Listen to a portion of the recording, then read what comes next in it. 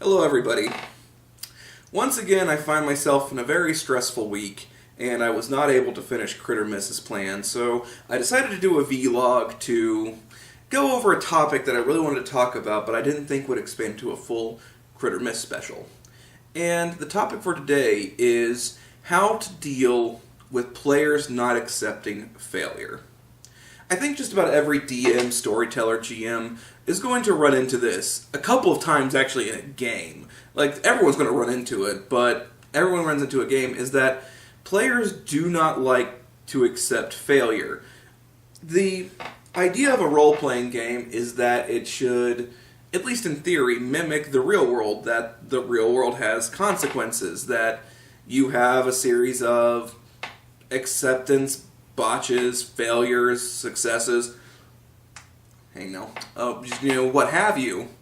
And, you go about it the best that you can. In this case, you're taking the role of heroes or protagonists, and you're going about doing a thing, and it has a series of passes, successes, failures, so forth.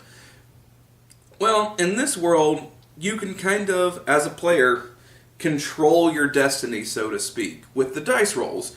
And sadly, sometimes the dice rolls don't play out favorably for you.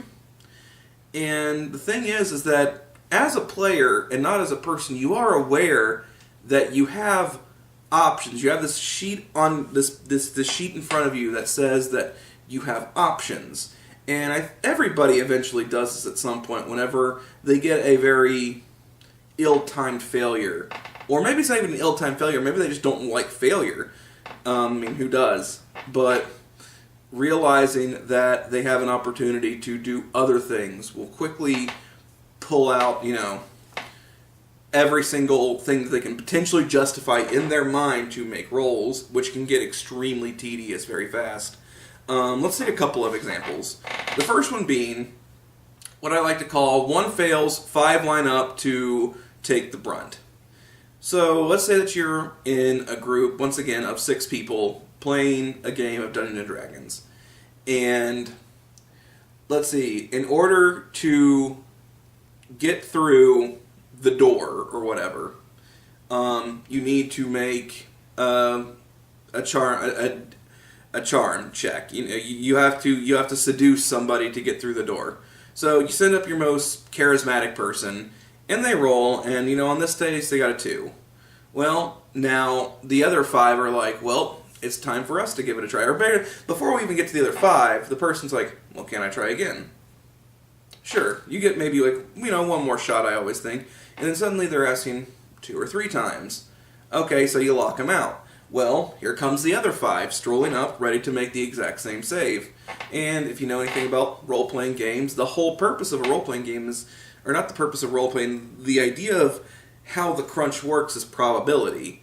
So you roll a d20, you have about a 1 in 20 shot of rolling any specific number, not factoring in dice abnormalities or how you roll the dice.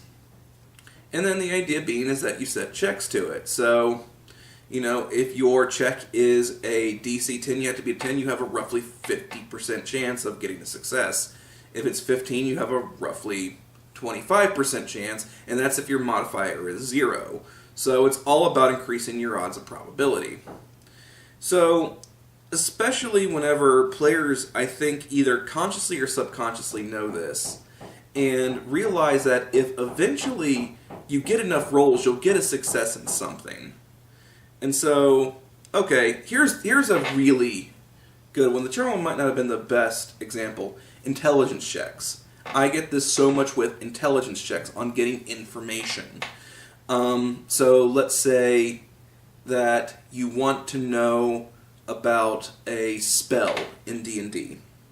So that's, intelligence arcana, typically. Especially, intelligence realm arcana for 5th edition, I think, 3.5 had Arcana and whatnot. Well, 3.5 had like 20 different knowledges, but either way. You have your wizard roll, the wizard fails. Okay, everybody else rolls, they fail. Now here is where things get a little bit more funky, is that, once again, don't like failure. So you start thinking, well, what about knowledge history? technically, it kind of makes sense to me. I mean, spells and whatnot are in a historical context, so they roll that. Doesn't get it. Okay, well, what about knowledge local? That was in 3.5. You're starting to dive into, and I've had people go through every knowledge in the book justifying how certain things will fit into that category just because they don't want to fail. They want to know the information, especially if they know it. If the person knows, the idea of meta-knowledge is it's a subject you should not do in order to get the most enjoyment out of the game, but I can tell you this, if you know the answer as a person and your character doesn't know, I can guarantee you are going to break that at some point. Because it's going to drive you nuts knowing that it's in your head, and you'll even say, I know it, but my character doesn't know it. And that's whenever you start trying to justify every role imaginable to make sure you get the information that you need. So, as a storyteller, I think the idea is that you need to learn on where to draw the line. What is the point where you have to stop people and say no? And usually, it's up to many people. The way that I usually see it is that whenever players get a little rampant with, you know that they're no longer as a character trying to make a check, they are now as a player thinking of every conceivable idea that could potentially net them the result that they want. Eventually you just have to shut that stuff down. Eventually you just have to say, I'm sorry, you don't know. I don't care if your sheet says that you could potentially know. You have to stop and be like, you cannot know. You are a failure. Even if you rolled 19-6, let's say you're playing World of Darkness and you rolled 10 dice the next time, and they were all 10s, and it was perfect and everything. Doesn't matter. You don't know. You can never know. Because eventually, you could give them some leeway. I don't think that, it's a one check, one shot sort of deal. But you have to be aware of whenever the situation is starting to happen that this is no longer trying to gain knowledge or whatnot. This is no longer a character trying to see if they know something. This is a player irritated that they cannot have information that they know exists in this world and will look for any reason to justify knowing things. And there are times whenever eventually you're going to have to punish players, especially if, and this is the big one, I don't think that you should punish players, if they, if you eventually lock them out, be like, listen, you've tried enough, this has gone too far. If they refuse to accept that answer, I think that's the point whenever punishment becomes a likelihood. And I don't usually advocate for player punishment, especially because it opens up a door for more, I'm going to say, sadistic DMs to justify, hey, I can do whatever I want with these players. I can torture them. I can, they must play my game, which is not the case. But there is a time whenever players do need to sometimes be sort of put in their place.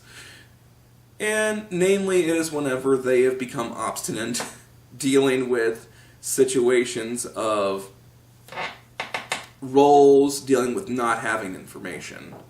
So, that's about the extent of this conversation. Is in role-playing games, you are always going to have a situation in which players fail at a check, and they're going to be irritated, and so they know, either consciously or subconsciously, that the laws of probability say that eventually they will get a success. If they keep rolling, if they keep justifying. So they will do everything in their knowledge to justify getting another roll, to get another chance for success. And if they fail, they have about 5 of their party members who, if they can, will justify making the exact same roll. That way the party eventually gets the information. So, or the desired result. So once again, as a storyteller, just be wary that these situations creep up, and you need to be able to sometimes finally put your foot down and say, no, you have failed at this task, your group fails at this task, bad things are going to happen. With that said, thank you all so much for watching. Next week, I will have the Critter Mist that was supposed to be up today, which was Thieves World. So, you have something to look forward to on Tuesday. Thank you all so much. Have a good one.